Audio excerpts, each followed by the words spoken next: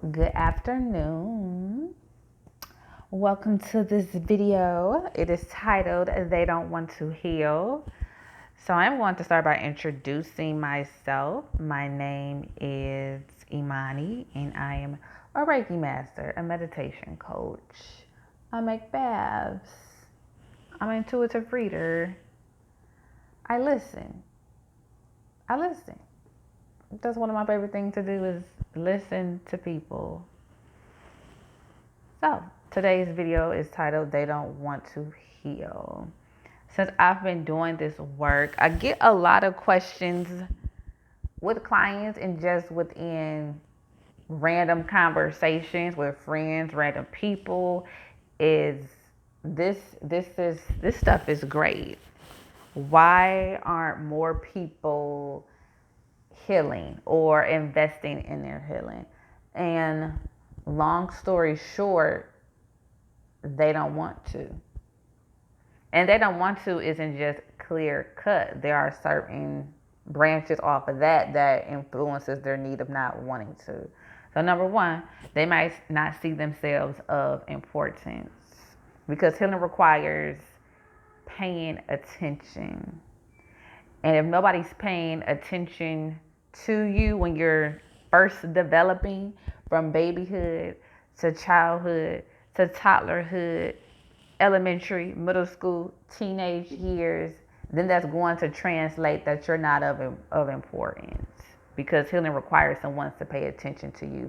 And paying attention is simple as someone not bringing you your bottle when you're crying, not picking you up, not holding you, not loving you. When you are expressing how you feel, nobody's addressing you or they're validating how you feel. So that starts to translate as my needs are not of importance.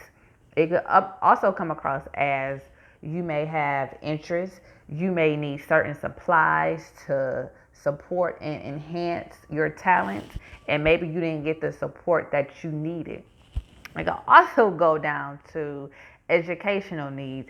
If you knew you needed something different in the way you learn and nobody paid attention to you, then that translates as my needs are not of importance. So once you start getting that message on a regular basis, your subconscious is already programmed or starting to program when I have a need is not going to get met. When I have a need, attention I'm not worthy of. That's what it can translate. And it doesn't matter if the resources were available or not, or certain things were out of your control or it wasn't intentional, it still comes across as I'm not of importance. And remember, healing requires you to pay attention because you have to stop. You have to address the wound or the issue and you have to nurture it. Another thing is people don't heal is because they may have never saw it in their environment or your environment. Because if you haven't seen anybody take the time to cultivate their spirit, and in your environment includes your household, it includes your family members, it includes your communities, your cities, your friendship circles. That is what that includes. If you've never seen anybody do it, it's going to be challenging for you to grasp how can you do it for yourself because you never had the example. Because more than likely, most of our environments have reflected coping mechanisms and they have reflected suppressing, like on the supreme level to the point it gets a little crazy and it can look a little delusional at times. And when I'm talking about cultivating your spirit, I'm talking about recognizing who you are as a person internally.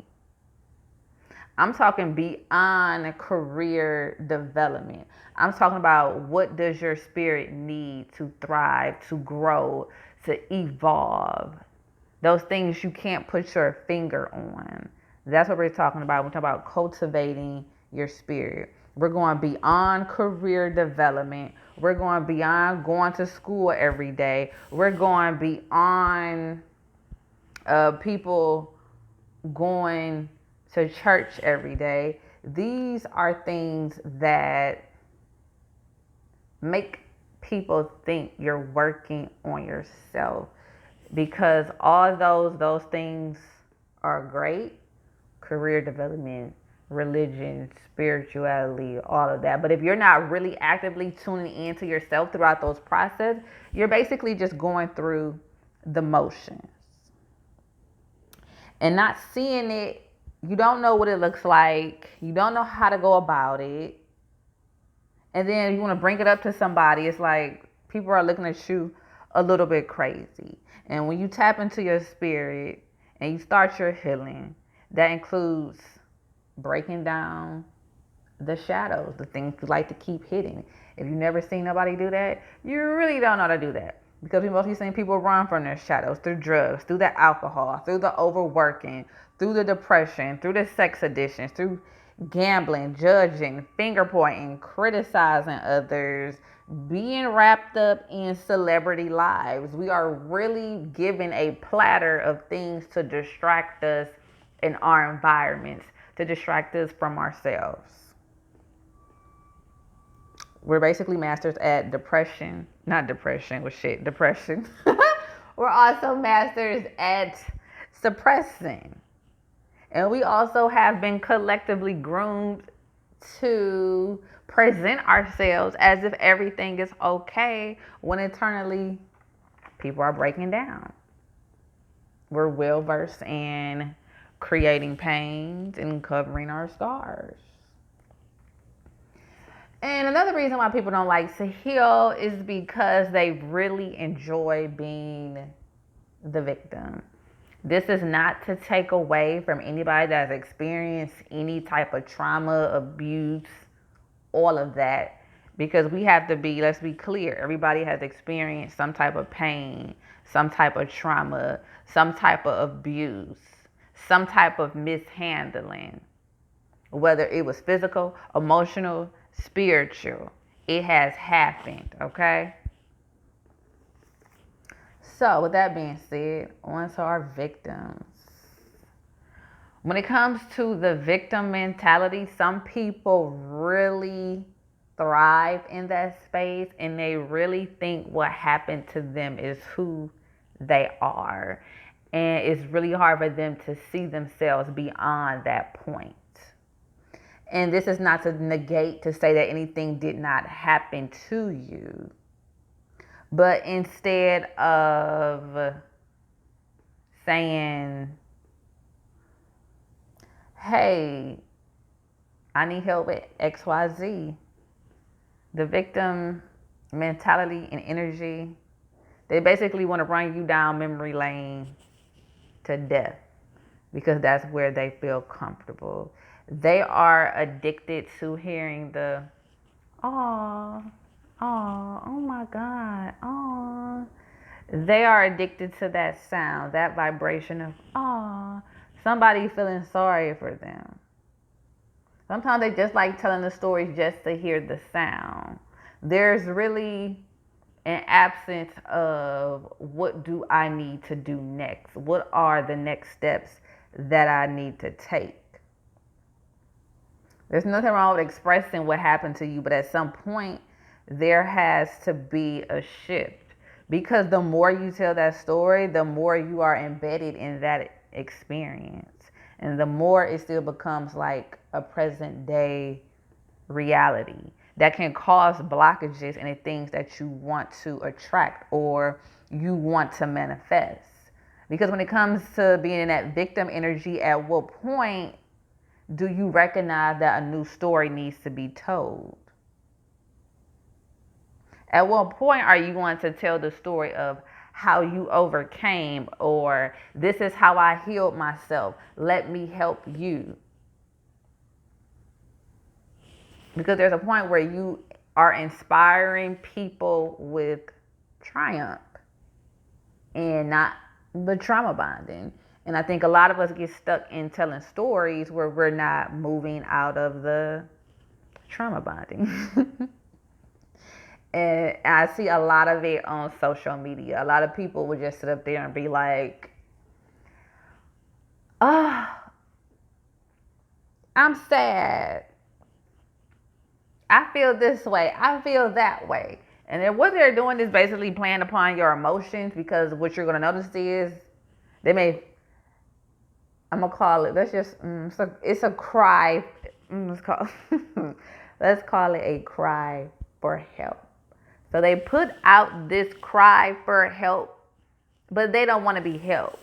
They just want to cry, which is fine. But when you keep doing it and playing on people's emotions and getting people emotionally invested in you, that want to help you, that want to offer resources to you, that want to connect you with different people and different tools, at some point, that shit has to stop. Because you don't want to be viewed as the little boy or the little girl that cried wolf.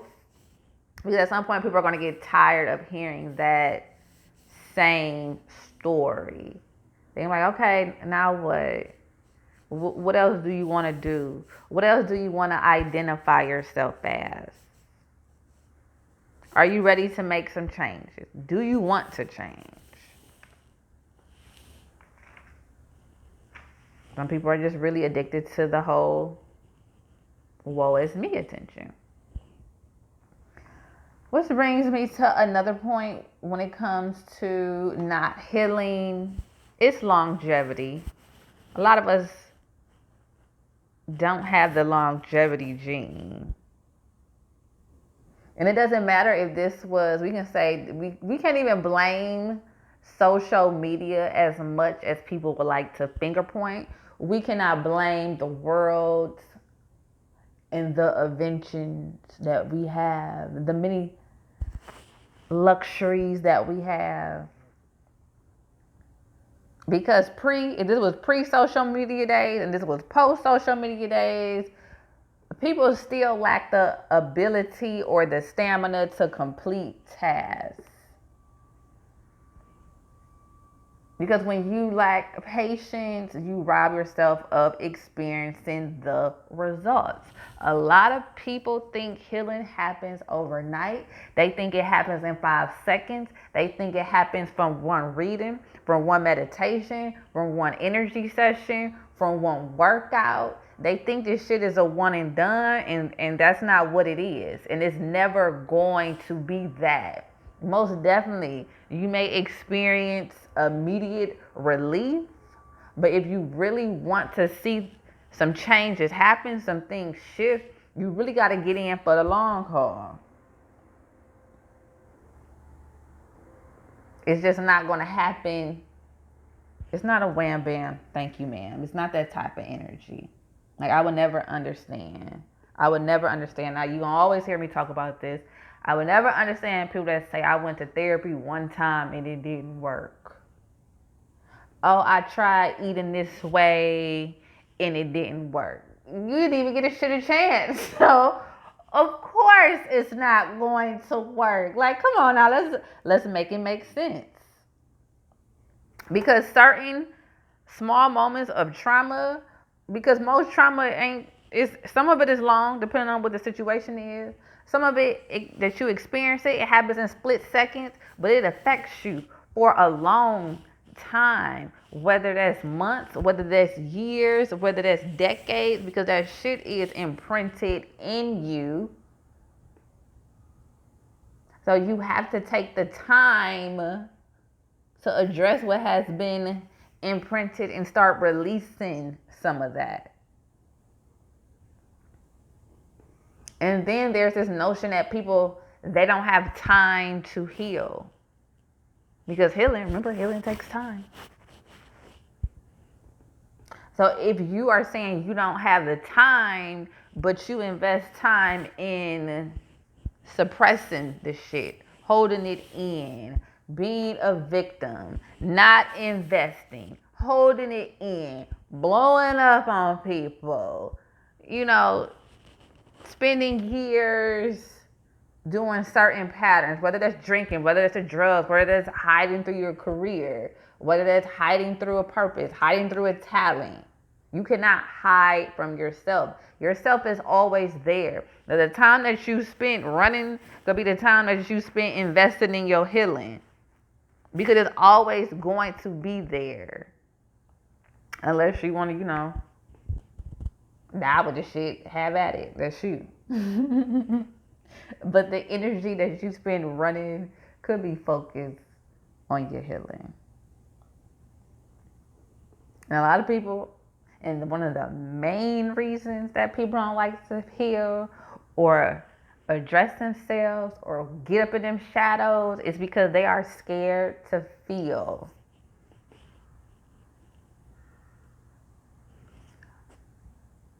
A collective of humans who do everything based off of feelings. I don't care how logical you feel you are. Everybody, we operate off of feelings. Our motive is on feelings. I don't want to heal because I don't feel like doing it. I don't want to heal because I feel too much anger. I don't want to heal because I feel too much sadness. You might as well own them shits. You might as well own it. Because it's natural. It's within you. You have to release it. And there is so much resistance when it comes to healing. Like, people will shut down on you. They will fight you. They will leave you. They'll break up with you. Just because they don't want to feel. They'll do everything in the world not to feel. They'll change the subject. They'll leave the room. They'll go do some wild shit. Just anything not to feel.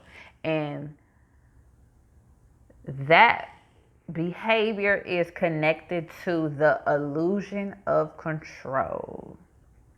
The programming is, if I don't show my feelings, everything is under control.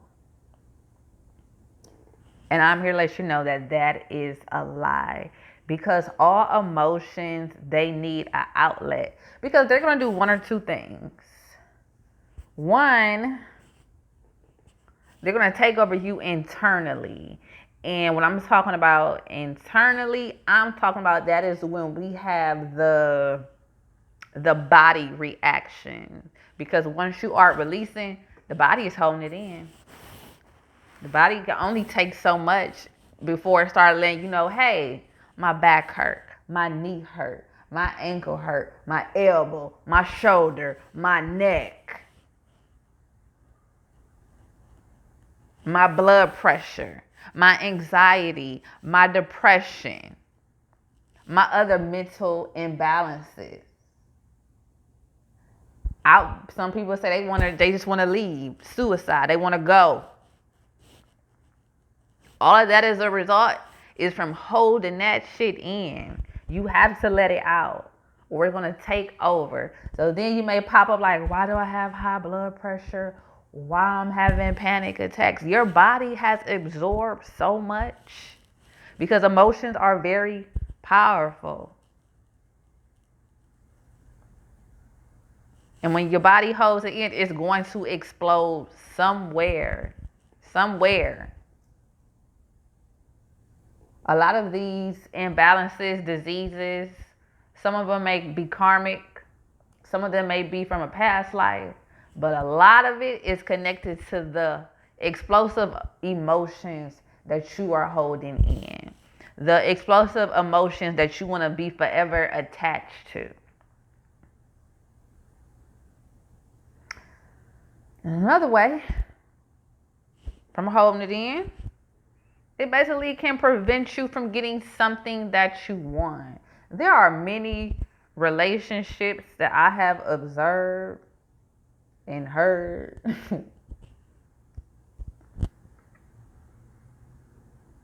A lot of the shit don't grow because People are scared to feel.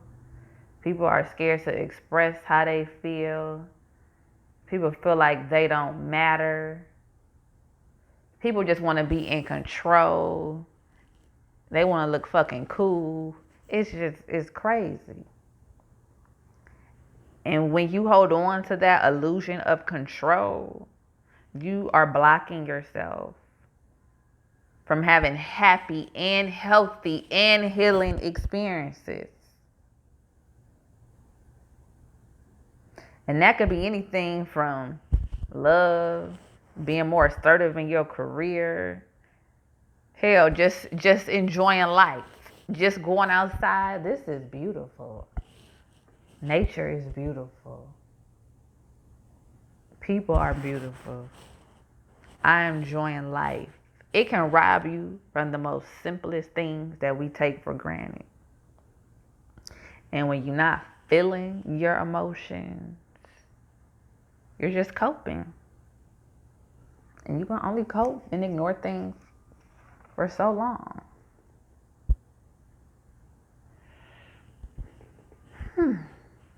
I'm thirsty.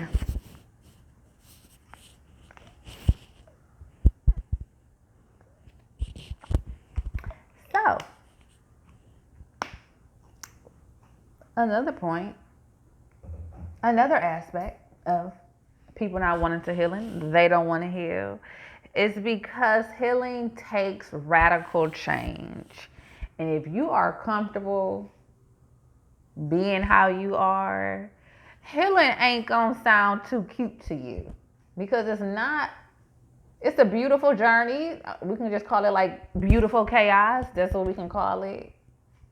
But it's not a walk in the park.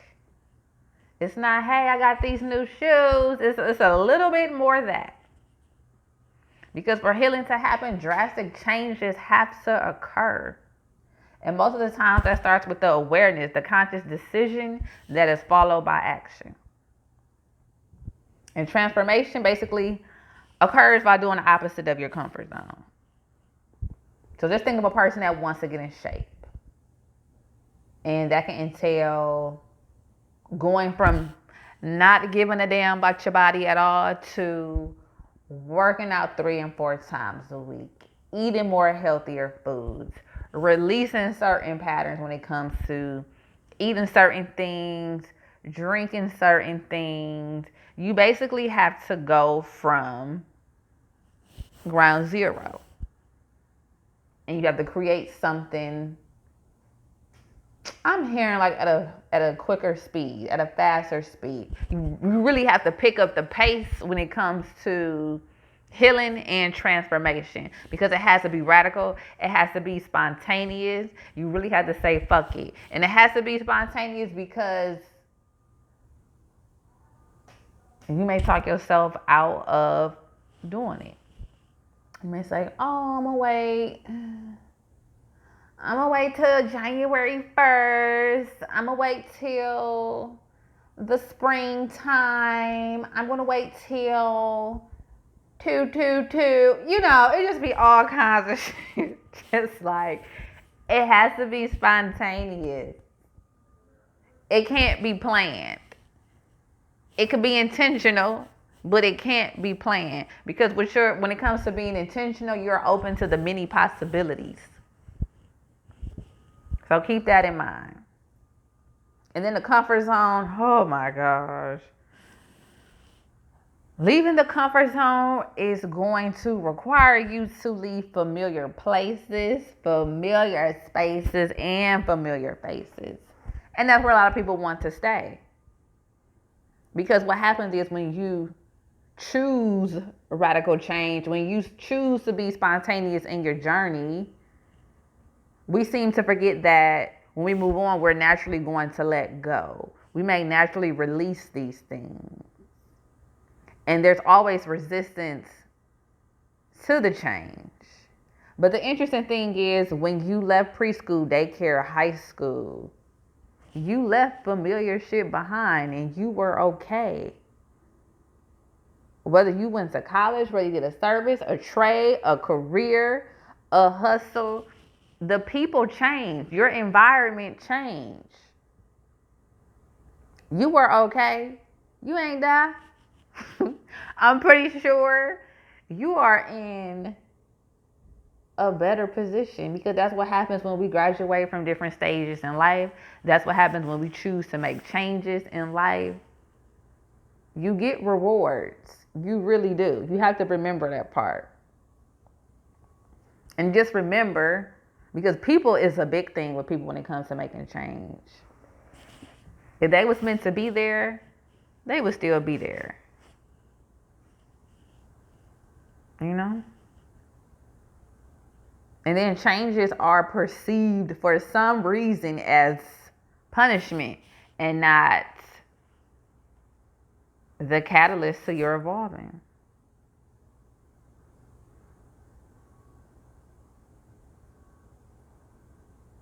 So when you make those changes, just remember